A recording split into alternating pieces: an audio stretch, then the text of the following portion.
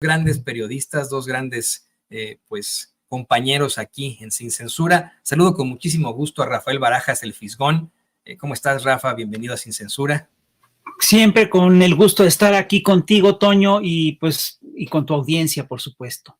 No, es un gusto el nuestro. Qué bueno que te vimos por ahí, por Chicago, ahí en el río Chicago, surcando, yéndose al lago Michigan. Se veía muy bien ahí, llevando un poco de la cuarta transformación de Chicago, que ya existe ahí, ¿no? Pero qué bien se veía por ahí, querido Fis. También saludo con mucho gusto a Francisco Paco Cruz, el escritor Francisco Paco Cruz. Paco, ¿cómo estás? Bienvenido a Sin Censura. Toño, ¿cómo estás? Saludos al Fisgón también.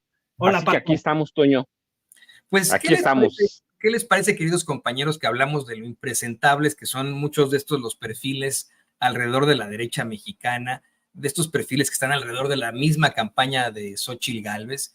En algunos espacios han estado planteando, y empezamos contigo, Rafa, que esta acusación, este escándalo de la ahora directora de Mexicanos contra la Corrupción y la Impunidad, organismo fundado por Claudio X González, la señora María Amparo Casar, este escándalo le afectaría muchísimo a López Obrador. Yo creo que no es así, es todo lo contrario. Se ha demostrado por ahí, en cuanto a las preferencias, que esto hunde más a la campaña de Xóchitl Gálvez. Y veía hace rato una caricatura que publicabas, me parece que en La Jornada y por supuesto en tus redes, una caricatura en la que, bueno, pues vemos cómo es que el nivel de la corrupción de María Amparo Casar es altísimo. Vemos ahí a María Amparo Casar diciéndole a un mero trabajador: corrupto tú que recibes tu pensión de 3,000 pesitos, ¿no? Cuando ella, bueno, pues efectivamente se ha llevado, según se plantea, más de 48 millones en un daño al erario terrible.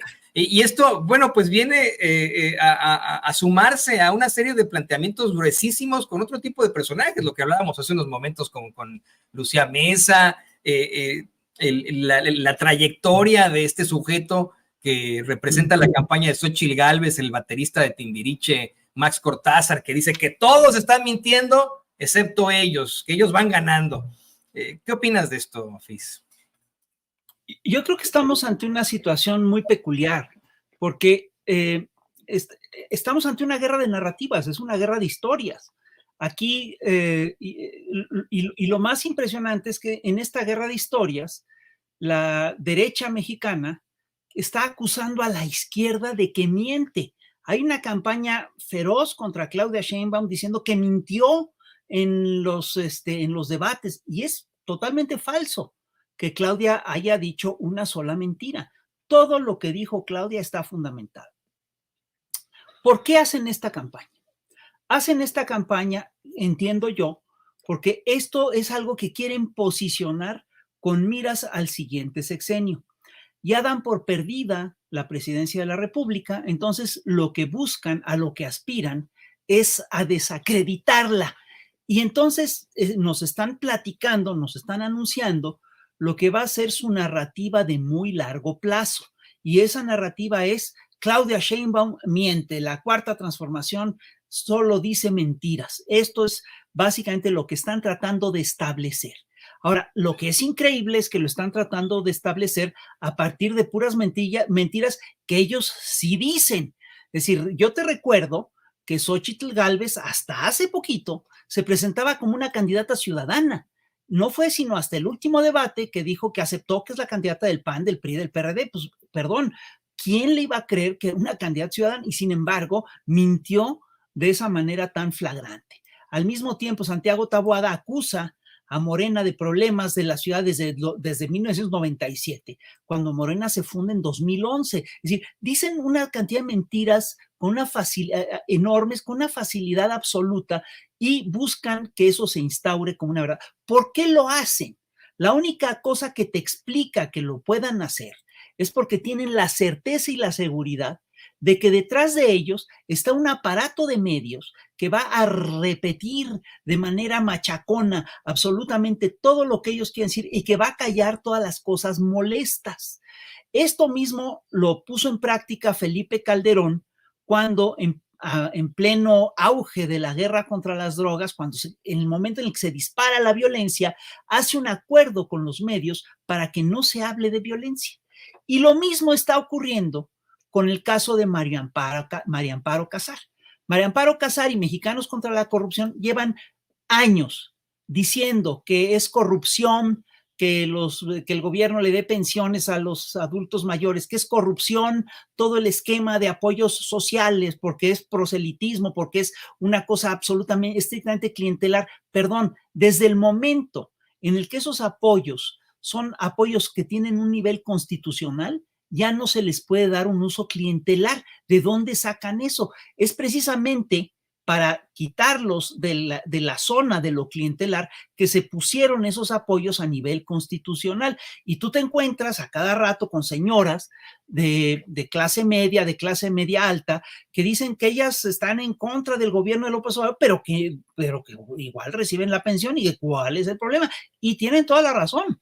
Es decir, la pensión no puede condicionar el voto, no debe condicionar, pero eso es lo que manejan. Ahora, lo que es verdaderamente penoso es que María Amparo Casar haya sostenido esto de las pensiones para los adultos mayores, de los apoyos sociales. Es increíble que estén en contra de Pemex, que pidan la privatización de la empresa, que dicen que es una empresa corrupta, mal manejada, y que ella, después de todo esto, cobre una pensión de 130 pesos mensuales, ¿sí? Que haya recibido un bono de 17 millones de pesos por la muerte, por el suicidio de su exmarido. Es decir, perdón, todo en esto te habla de que eso simplemente es una enorme hipocresía.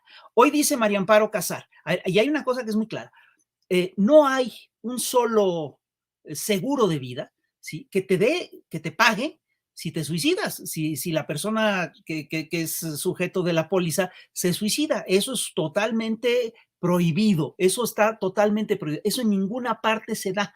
¿Por qué se dio aquí en México? Pues una posible explicación es que se dio por los contactos, por la amistad de toda la clase política neoliberal, de todo un grupo de intelectuales que hoy están cobijando a María Amparo Casar, porque no hay que olvidar que en el momento en el que se da ese pago, en el momento en el que ocurren estos hechos, María Amparo Casar tenía un cargo muy importante.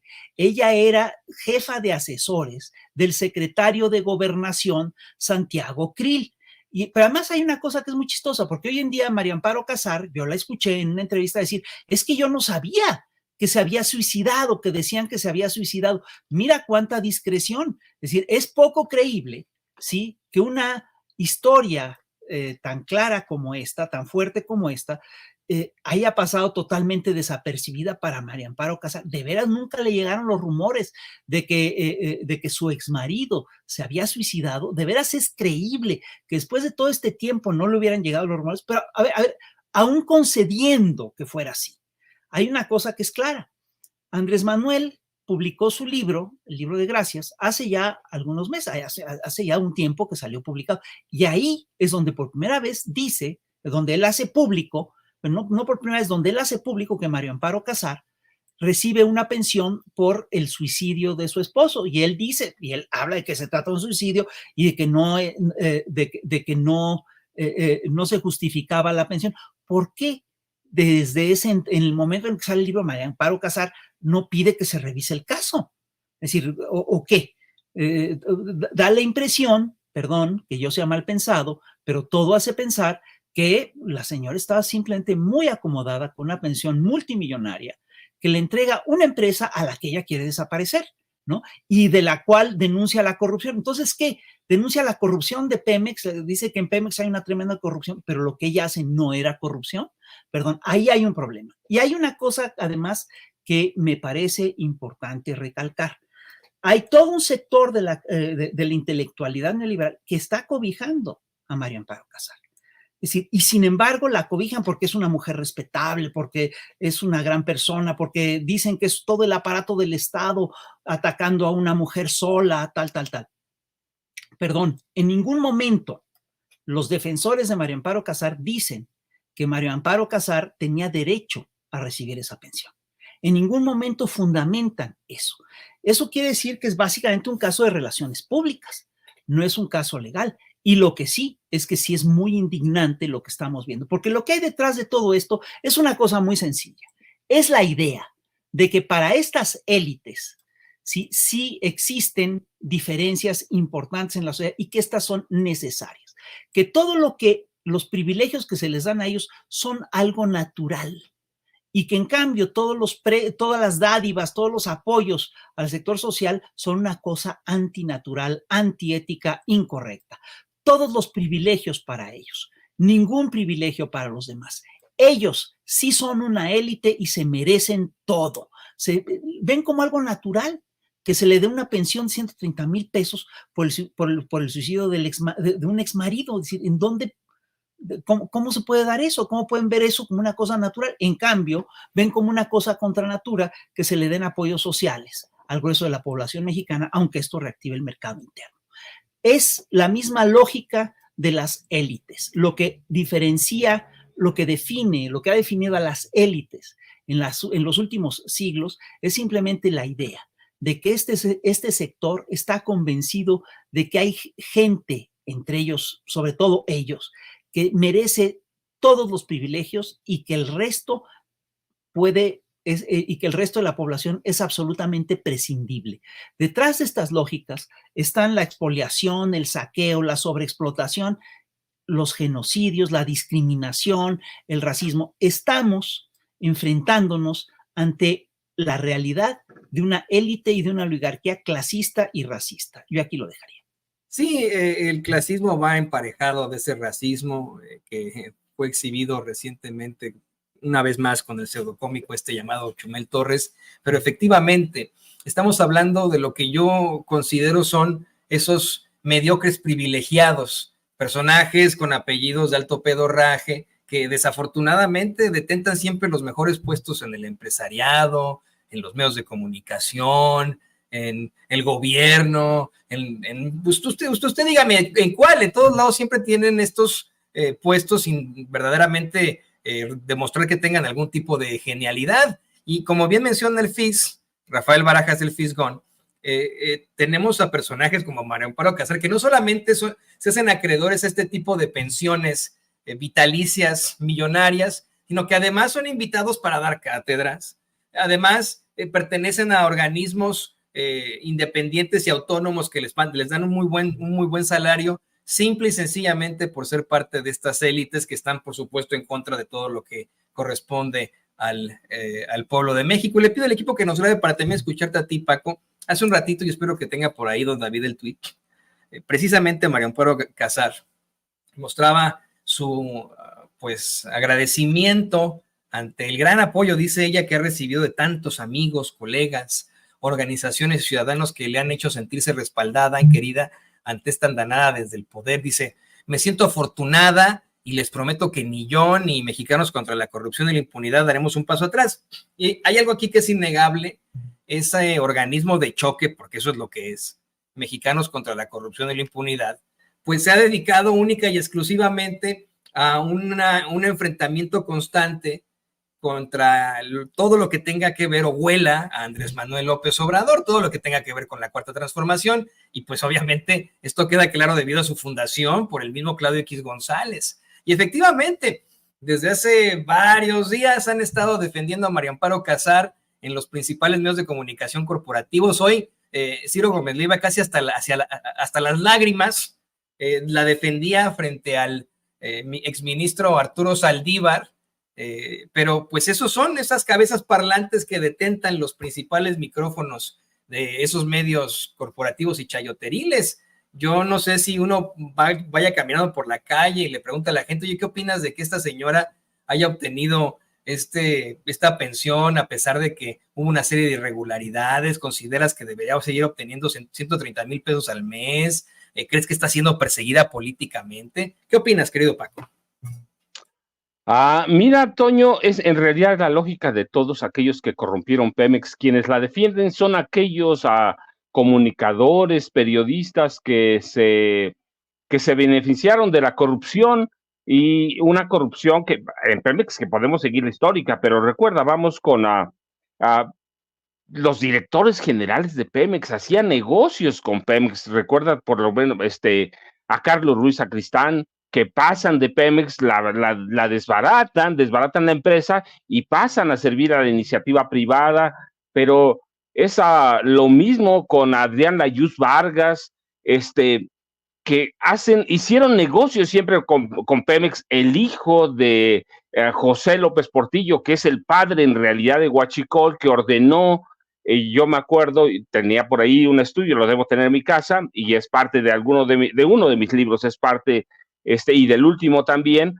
José Ramón López Portillo alguna vez le ordenó al director general de Pemex, a Jorge Díaz Serranos, instalar válvulas clandestinas para llenar buques, contenedores con petróleo que luego inundaban el mercado negro de Rotterdam. Pero Luis Ramírez Corzo, que también hace negocios y luego se va a hacer negocios con la iniciativa privada, Jesús Reyes Heroles, González Garza, por cierto, dices tú, de alto pedorraje, pues es la alta monarquía de este país. Entonces es una lógica de negocios de todos aquellos que se enriquecieron con Pemex, en este caso, pero en todo el gobierno, Juan José Suárez Coppel, todos. Mira, es que hablar de Pemex es hablar de una corrupción histórica en la que unos cuantos, y tiene razón el fiscón cuando dice quién era esta mujer cuando se suicida su esposo, pues era la jefa de asesores de Santiago, de Cris Miranda, del secretario de Gobernación, que tenía como protegido principal a quién, a Genaro García Luna, y ella es amiga de Genaro García Luna. Hacían negocios por todos lados. O es la lógica de Emilio Lozoya Austin. Si todo mundo hizo negocios con Pemex en el PRI, en el PAN, todo mundo la desbarató, todo mundo hizo con ella. Así que es una lógica de hacer negocios personales con una empresa que se hundió en la corrupción, propiciada por todos ellos. No sabía, mira, ya dice, hay un dictamen ahí que se envió a la familia de que había un suicidio, apuraron el pago del seguro, el pago de la pensión, y luego ocultaron todo prácticamente. Así que fue una lógica que siempre fue la lógica de la corrupción, la lógica de llenarse los bolsillos. ¿Qué hizo Marta Sagún con Pemex? ¿Qué hicieron sus hijastros? Enriquecerse con petróleos mexicanos. Es decir, no era una empresa para servir a este país, era una empresa para que sirvió a los intereses de las familias presidenciales o de los asesores o de toda la gente que tenía algo que ver en el gobierno, personajes abusivos, cretinos como María Amparo Casar. Entonces, es la lógica de siempre. Y mira, yo digo, tiene otra... la defensa tiene otra razón de ser. Ellos ya saben que hacía días que se veía venir un estudio de Citibanamex en el que dicen prácticamente o reconocen o aceptan que el voto popular está decidido prácticamente y que Claudia Sheinbaum Pardo se va a convertir en la primera presidenta de la República, que los mercados están legales, tranquilos, que no hay nada, que no hay ningún desasosiego a pesar de la guerra sucia. Entonces lo que están haciendo es lo que dice el fisgón, tratar de sembrar una narrativa, tratar de crear algo para atacar al próximo gobierno, que ellos saben que no van a ser ellos. Entonces tiene una lógica lo que está pasando con esta mujer, pues la lógica de la corrupción en la que sumieron a Pemex desde la nacionalización, prácticamente después de que se va el general Lázaro Cárdenas. Cuando llega Manuel Ávila Camacho, hay una lógica de corrupción que se acelera con Miguel Alemán Valdés, violentísima, y es lo que alegan, es en lo que se protegen ellos. Pues histórico, lo hacemos nosotros, nadie lo va a saber, pero pues ¿y quiénes la protegen? Los mismos que recibieron miles de millones de pesos de los gobiernos del PRI, del PAN, periodistas, dueños de los medios, todo mundo. Así que gracias, se siente arropada. Pues se siente arropada ¿por quién? Por aquellos que se corrompieron históricamente en los medios de comunicación. Sí, amigos, colegas, pues son los mismos que se corrompieron. ¿Cuántos miles de millones les dio Calderón? 35,000. Peña Nieto más de 40,000 millones de pesos. Pues se están protegiendo entre ellos, Toño. Así que pues yo lo que digo es una lógica que tiene, perdón, es una narrativa que tiene su lógica en la lógica de defender la corrupción, en la lógica de ampararse. ¿Qué? Porque todos ellos recibieron dinero y abusaron de las instituciones, de Pemex, del INE, del INAI, de todo mundo. y ese es el viejo régimen que intenta defenderse ahí, Toño. Así es que tiene la lógica de la corrupción, y la corrupción se defiende ella misma. Y la verdad es que nada de esto les ha funcionado, ¿eh? Estoy pero absolutamente convencido de que ni sus defensas ni los ataques a la Cuarta Transformación. De hecho, le pido al equipo que nos grabe para ir con este tema. Hoy presentábamos en Sin Censura estas dos encuestas, una que da a conocer el barómetro de Bloomberg, esta pues, agencia de noticias acá en Estados Unidos que se une en México con el Financiero y que sepulta verdaderamente a Xóchitl Gálvez. Pone a la doctora Claudia Sheinbaum 30 puntos por encima de Xóchitl Gálvez, acerca a Jorge Álvarez Maínez cada vez más a Xóchitl Gálvez, a pesar de que, insisto, su coordinador de campaña, el baterista de Timbiriche, Max Cortázar, diga que todos están mintiendo, hasta Bloomberg, acá en Estados Unidos miente, y teníamos esta otra de demoscopía digital, en la que ahí efectivamente ya emparejan a Jorge Álvarez Maínez con Xóchitl Gálvez, mientras que, bueno, pues la doctora Claudia Sheinbaum sigue teniendo una ventaja avasalladora, terrible frente a Xóchitl Gálvez. Me pone a pensar, queridos compañeros, que esto simple y sencillamente demuestra que esa campaña a la que le metieron tanto dinero, que intentaron posicionar durante mucho tiempo, con la que incluyeron incluso a entidades extranjeras, la campaña de narcopresidente, no les funcionó. Y me gustaría analizar primero contigo, Rafa, ¿por qué, de acuerdo a estas encuestas, no pega la guerra sucia, no pegó lo de narcopresidente contra López Obrador? Mira, yo creo que en México ocurren varias cosas. Primero, yo sí creo que en México nos acostumbramos, los ciudadanos, a resistir la campaña sucia. Desde el 2005, 2006, cuando se dio la enorme campaña sobre el desafuero y cuando se dio la campaña de que López Obrador es un peligro para México, los mexicanos vimos cómo funcionó esa guerra sucia. Yo estoy convencido de que la campaña del peligro para México fue ya un operativo en regla de desinformación, que son de esos que son característicos de las guerras de cuarta generación. Son, lo que están haciendo es que están utilizando al poder, la maquinaria judicial y la maquinaria de los medios como una maquinaria ofensiva de guerra. Y ya los vimos, y ya vimos el daño que hacen, y vimos efectivamente que mienten. Y entonces eso, por supuesto, yo creo que nos puso a todos sobre aviso, alertas. Creo también que sí hay una revolución de las conciencias. Creo que estamos ante una crisis, hay una revolución de las conciencias importante en la cual se ha ido cabeza por cabeza, la gente va pensando, va reflexionando y se obliga a la gente, la gente se ha obligado a reflexionar sobre la realidad nacional y eso, por supuesto, que es un antídoto contra el engaño. Pero han pasado otras cosas que son muy importantes. Hay un cambio de plataformas que es importante. Si a mediados del siglo XIX la gente se informaba a través de la pequeña prensa, ya para finales del XIX se informaban a través de grandes rotativos. En México eran El Imparcial, estos grandes periódicos.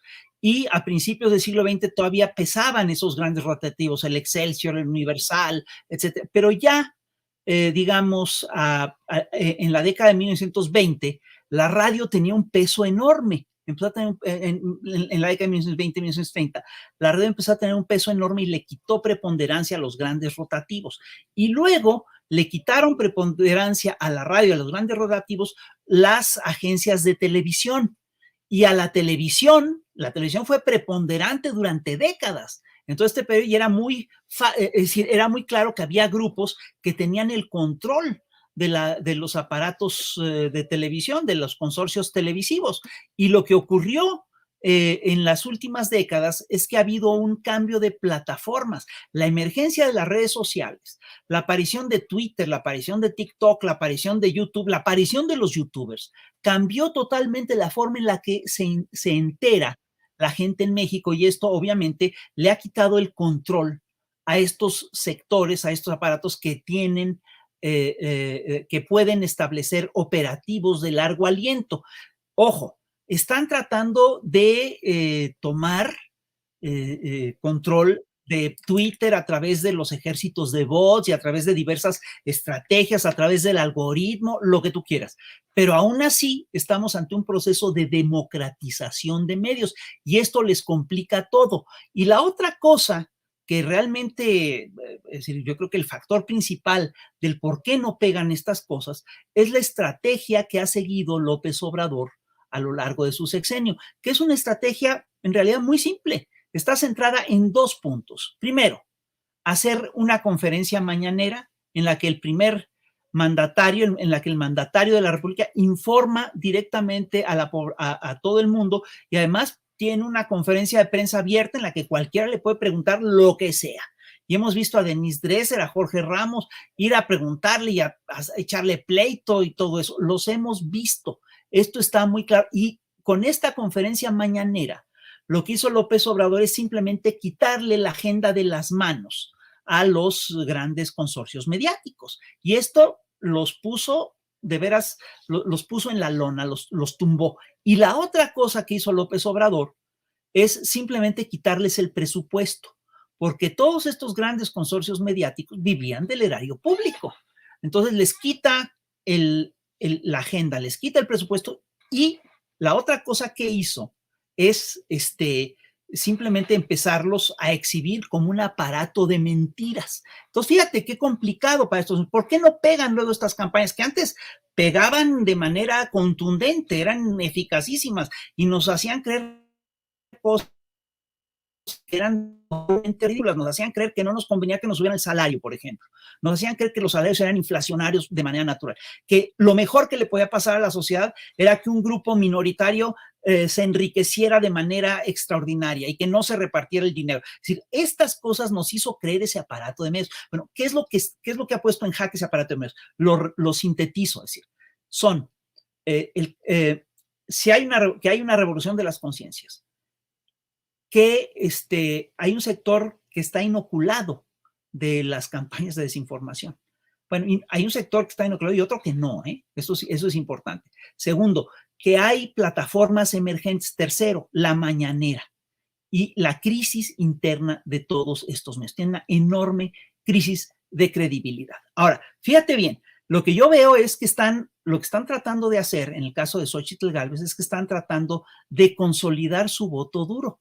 Ya no aspiran a conquistar nuevos votantes. Ellos ya saben que la gente que no cree en ellos ya no va a creer en ellos. Están aferrando a su 20 y tantos por ciento, a su 29%, a su 25%, a su 22%. Se están aferrando a eso y lo están haciendo con narrativas de odio.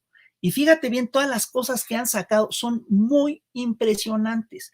La campaña de mentiras contra Clara Brugada, la campaña de mentiras contra Claudia Sheinbaum, la campaña de mentiras contra Andrés Manuel López Obrador es inclemente. Y ante todo esto, ¿qué es lo que hace? ¿Qué es lo que se da del otro lado? Se dan denuncias puntuales. Por ejemplo, la denuncia contra Mario Amparo Casar es muy puntual. Está muy documentado que eso es un fraude. Pero obviamente utilizan este aparato así, no, esto es el poder fáctico del gobierno que está que se ha encarnizado contra una mujer sola. No es así. Ella no es una mujer. Y hay una cosa que no hay que olvidar nunca del caso de Mario Amparo Casar. Mario Amparo Casar es directiva de Mexicanos contra la Corrupción y la Impunidad. Y ese grupo ha recibido $6 millones por parte de la USAID y de la National Endowment for Democracy para pagar reportajes que solo esparcen mentiras. Reportajes como el de la Casa Gris, reportajes que difunden falsedades y patrañas por todas partes. Entonces, estamos hablando, ¿sí?, de una persona que es estratégica y que es clave, ¿sí?, en esta campaña de desinformación. Y fíjate qué chistoso, qué curioso. Ella sí puede decir todas las mentiras, pero que le digan una verdad, eso sí es un acto de poder, un abuso inaceptable. Perdón, acto de poder el que hacen todos ellos. Acto de poder el que hacen Televisa, TV Azteca, Universal, el Reforma, Nexos. Todo ese sector es efectivamente la avanzada de una, digamos, es la avanzada del neoliberalismo en nuestro país. No nos engañemos. Son un grupo de poder muy cínico. Es increíble que piensen, que den por sentado que Fox merece una pensión, que Calderón merece una pensión, que José Ángel Gurría se merece una pensión millonaria, que María Amparo Casar se merece una pensión millonaria. Pero que los pobres, eso sí, no se merecen nada. Perdón, son clasistas, son racistas y van de salida. Pues esperemos que sí. Yo la verdad es que si por mí, y quiero incluir a todos sin censura afuera, les quitaríamos toda la publicidad oficial a los medios, porque es una circunstancia completamente inmoral y antiética, por mucho que el gobierno quiera difundir su mensaje y etcétera. Bueno, pues ahí tienen las redes sociales, pero le pido al equipo que nos grabe. Te hago la misma pregunta a ti, Paco. Muy interesante lo que nos plantea Rafael Barajas, el Fisgón, sobre estos pues personajes que utilizan todos los medios que tienen a su alcance para intentar darle a esta campaña sucia. Es también muy interesante el pensar en cómo es que como mexicanos, de alguna otra forma nos quedamos con la espinita después de ese 2006 en el que de pronto llegaba alguien a decirnos, no, es que López Obrador es un peligro para México, y los escuchábamos, pues te escuchamos. A partir de ahí, la crítica y el cuestionamiento del seguidor de la Cuarta Transformación se volvió muchísimo más duro, más pues fuerte, y hoy la realidad es que ninguna de estas campañas les ha funcionado. Están verdaderamente en la calle de la amargura, y como dice el FIS, a punto de ser enviados ahí donde tiene su quinta Andrés Manuel López Obrador. Toño, mira, en realidad tiene una lógica profunda los medios de comunicación.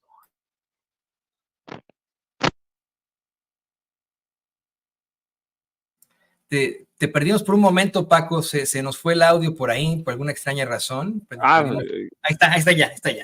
Sí, pero mira, Toño, para mí tiene una lógica, es que la oposición no entiende lo que ha pasado en este país, pero no lo entiende ahora. Desde 88 no lo entiende. Los grandes pasos que dimos para la transformación de este país se pusieron en marcha en 1988, cuando Carlos Salinas de Gortari pierde las elecciones y hay un gran fraude, ellos lo llaman el fraude patriótico, y nosotros ya teníamos necesidad, teníamos esperanza, teníamos exigencias de cambio. La oposición no entiende, el PRI empeora, el PAN se corrompe a grandes ligas cuando acepta negociar con Salinas la entrega de poder y terminan entregándole la presidencia a la República, y la oposición no entiende. Así que con las guerras sucias de hoy estamos curados. Por mucho tiempo nos metieron el gol de Fox, bueno, eso es otra cosa, y Fox falló, realmente le falló a la sociedad,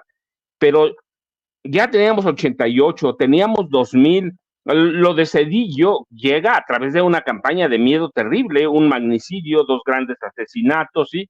Colosio, José Francisco Ruiz Massieu, el cardenal Posadas Ocampo, más de 600 opositores asesinados, y del PRD, mira, y ahora están unidos. Sí, ya teníamos nosotros a demandas de cambio, las habíamos expresado en las urnas del 88, ¿sí? Y no entendieron, el PRI no se reformó, el PAN se corrompió absolutamente, el PRD, una vez que sale en aquellos grandes reformadores, se corrompe todavía más y termina en lo que es una caricatura. Entonces nosotros ya estábamos empezando a curarnos. Viene 2006 y nos meten otro fraude escandaloso. Yo insisto, porque además publiqué en 2 libros, sí hay evidencias de un fraude escandaloso, hay evidencias de un fraude diferente, pero también en 2012, para 2018 ya no la pegaron.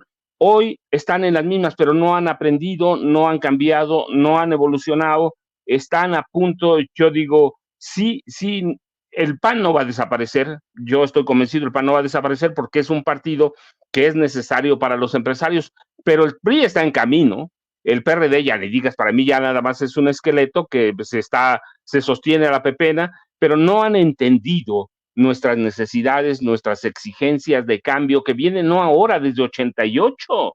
En 88 fuimos a las urnas, ganó el ingeniero Cárdenas, ganó abiertamente.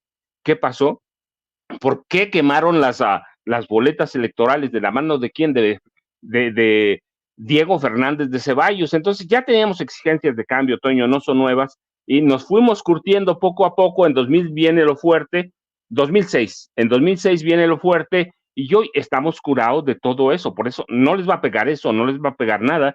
Tenemos muchos pendientes y echar a todos los grandes medios de comunicación. ¿No se van a ir? No. ¿Por qué? Porque tienen dinero, hay que ver quiénes son.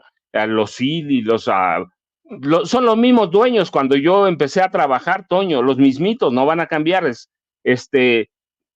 ¿Qué va a pasar? Pues que los medios alternativos, las plataformas como YouTube, los van a obligar y van a ser la salida para curar algunos de los males que tenemos hoy, o terminar de echar a partidos como el PRI. Si algo bueno le puede pasar a este país es que desaparezca el PRI, que se lleve todo lo que son, pero ya habíamos dado avisos o enviado avisos de que queríamos cambiar.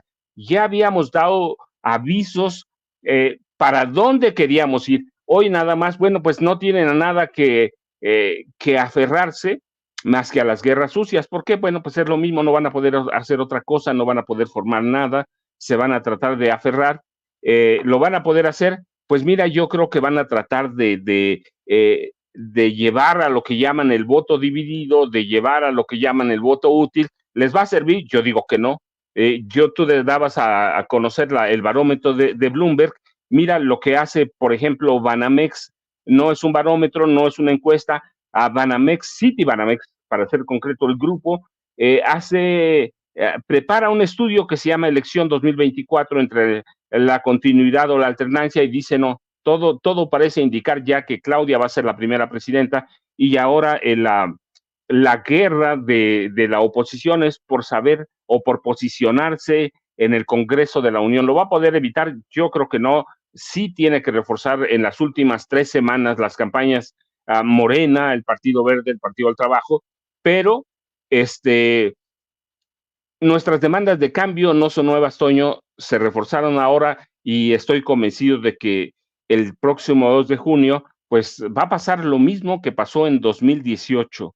Es una demanda que teníamos desde 1988 y la tenemos que mantener, la vamos a mantener. ¿Van a cambiar los medios? Nunca, Toño, jamás. ¿Por qué? Pues son los mismos que recibieron igual a todos los beneficios históricos. Hay que ver Excelsior, los Vázquez Raña, los Vázquez Aldir, controlan todo. ¿Van a cambiar? No va a cambiar. ¿Qué va a hacer cambiar? Pues los medios alternativos, los medios independientes, que van a cobrar más fuerza. ¿Va a costar trabajo? Sí, pero los vamos a sepultar, Toño.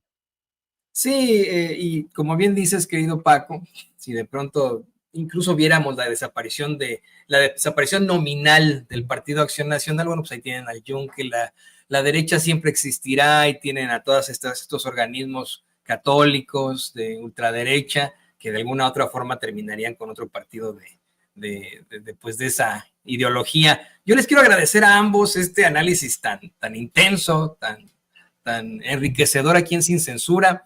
Y pues por supuesto pedirles que también nos compartan sus redes sociales para que la gente se ponga en contacto con ustedes. Hay muchas preguntas en los medios de comunicación, en nuestros chats, estoy pensando en los chayoteros, en los chats, y bueno, pues estamos contigo, Paco. ¿Por qué no le compartes a la gente tus redes para que se pongan en contacto contigo?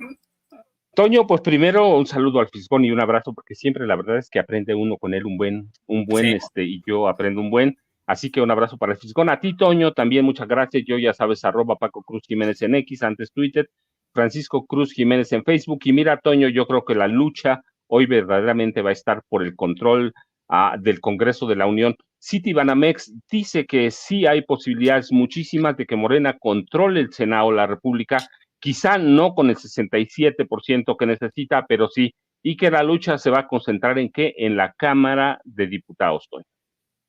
Así es, ahí estará la lucha muy importante. Fisgón, también por favor compártenos tus redes sociales. Concuerdo completamente con Paco, se aprende mucho cuando nos hacen estos planteamientos. No, yo aprendo mucho con ustedes y me da mucho gusto estar aquí en Sin Censura. Mira, yo publico en Twitter como fisgonmonero@yahoo.com.mx y me encuentran en Chamuco TV, en La Jornada y por supuesto en mi espacio de Twitter, ¿no? En el Chamuco, en la revista El Chamuco.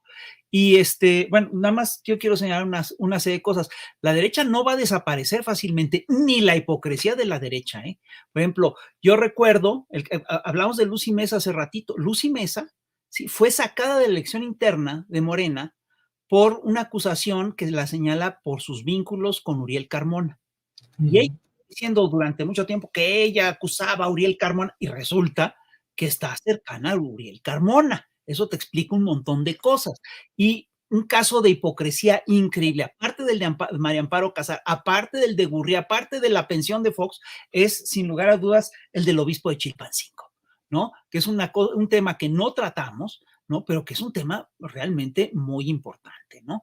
Y yo sí creo que la derecha no desaparece y mucho menos va a desaparecer su hipocresía. Lo que sí está en crisis son sus aparatos, es su estructura, es su partido, eso está en crisis. Sí, sí, están en crisis, pero continuarán haciéndose o intentando hacerse de ese poder como gatos boca arriba.